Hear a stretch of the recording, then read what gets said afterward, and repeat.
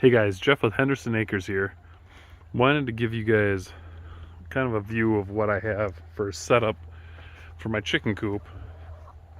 I have 17 chickens, I have one rooster, and 16 egg-laying hens. I have Dominiques, or the kind of stripe pattern there, and I have Buff Orpingtons, the big fluffy orange ones, and then a bunch of different Easter eggers. And I have them in this 8x8 coop. Got the nesting box right here with 4 different nesting boxes. Don't really probably need all 4. They kind of basically use like the same 3 or even just 1 or 2. But it's a nice little setup. These chickens are a little pampered with their chicken run, which I'll probably do in a different video.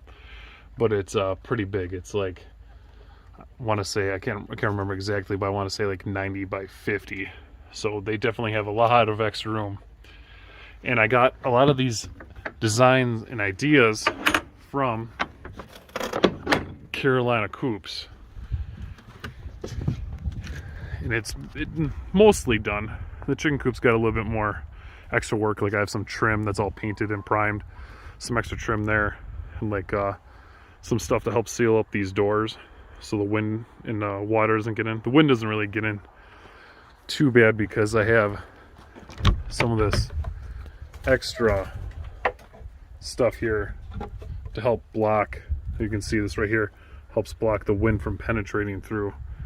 So when the wind wants to blow through, it can't. It hits that, kind of blocks the seam so you don't have a driving wind coming in here. Here's their roosting bar. I got a couple windows in there I keep closed. I gotta go through and clean up a bunch of stuff here, but I got a pull it shut door, automatic chicken door, which makes everything way easier. And I got one of these metal feeders. I saw this today that looks like one of them actually cut their little comb on that, so the chicken looks okay, but I'm going to take a file and probably file that down. I have that hanging from a chain up top. And this automatic chicken door can actually either be powered by electricity run from your house or a solar panel, which I'll show you the solar panel when I show you the front part. But the wire you can see right there runs up there. There's the little transformer. And then I got the battery right there. As you can see, there's a lot of dust here, so I can't remember exactly. I'll probably put in a description of how much square footage of vents you need per chicken, just to make sure you have enough venting, because it's not the cold that gets them, it's the humidity that can cause the frostbite. You can see I added some extra venting right there, and then also way up there, that's all open all the way across. I put some hardware cloth around there, 1/2 inch, to make sure nothing can get in there. And then this right here is just, you can't really tell this is a bad angle, but it's actually got a little bit of an undercut underneath there to let as much air as possible come through. Right now they're coming up because I usually throw them a little bit of chicken scratch in here. So they see me here and they definitely they think I got some more food for them, or some treats. And right now what they're doing is I took some chicken scratch, which is basically I planted some wheat and some rye in my field, and I harvested some by hand. Oh, with a skid steer too. I'll probably show that in a little video too. And I take that and I throw it out there for them to get a little bit of a treat, and also help them do what they're doing right now, is turning over their bedding.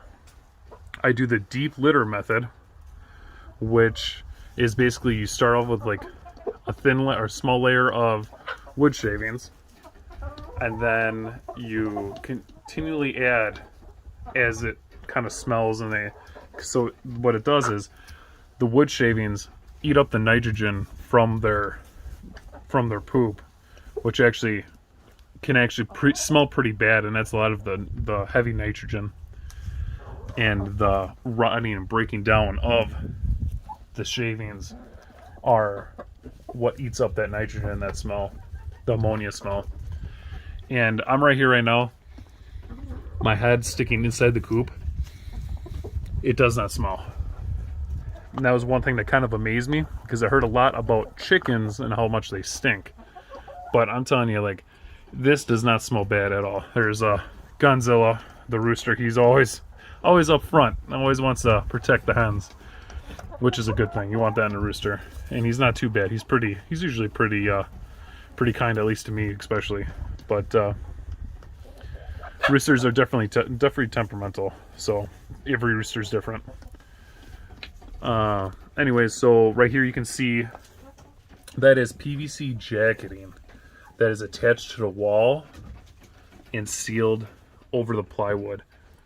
And that is to give me the water, like a vapor water barrier between the wood and the shavings, so the wood doesn't rot. See right here, you can see this is one of those extra little flaps I put up to stop the wind. You can hear some of the wheat seeds, you can see, you know, they absolutely love it. There's their nesting boxes, a view from this way.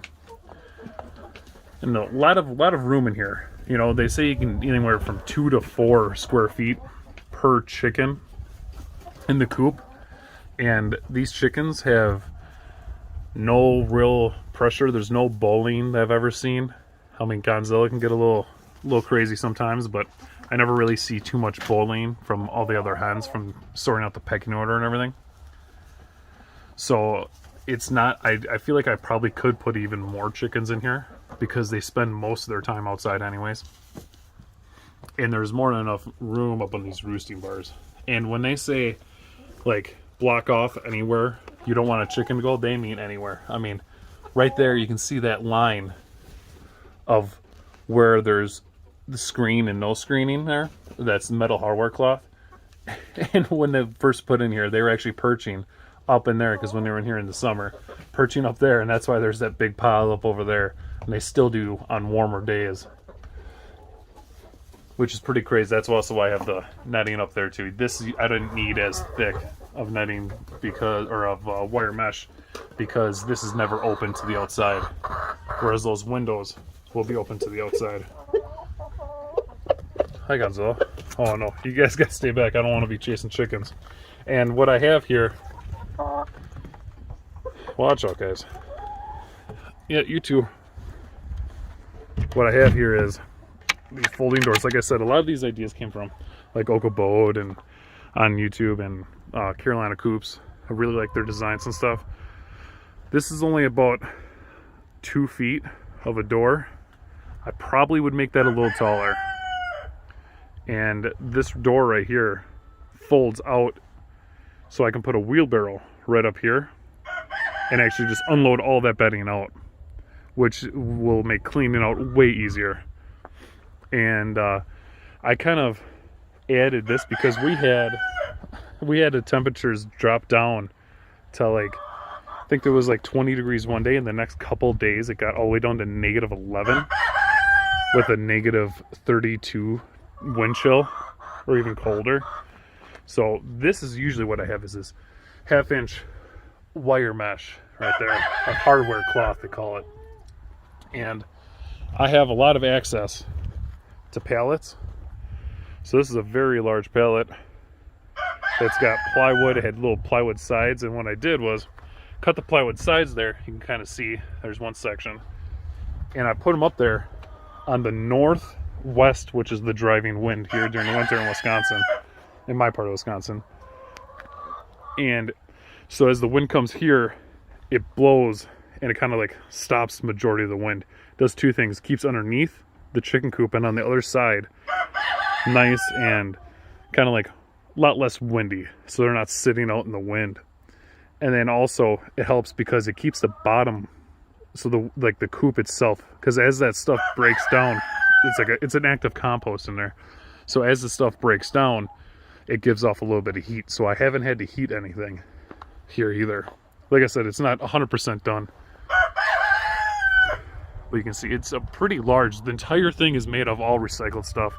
Like you can see, That's actually a piece of a pallet, and a lot of these are either pallet pieces or scrap wood from trusses. And the only wood I actually bought was the 2x4 green treated for around the bottom, and I just did that because that's the most exposed to the elements. And everything else is painted. The plywood's from old roof. Windows are from a building that was taken down too. Then I kind of got the gate here. Let me get inside here. A lot of this stuff I got a little busy, hurt my back too, so I wasn't able to finish everything as far as I wanted to before winter, but for the most part it's done. So you can see 2 extra windows right there and there. I usually open these during the summer because to let it nice and cool breeze coming in them, because you're not worried about, you know, the warmth. There's their chicken ladder that comes down. They love coming in on there. They like standing on it. There's the solar panel. So as you saw, I do have electricity now for winter, and that solar panel still controls, has enough to do the door, and also I could easily do a light inside. We don't do any artificial lighting to help increase the production, which you can do, but I know a lot of people do. But then I have their heated water right over here. I got to clean that out again.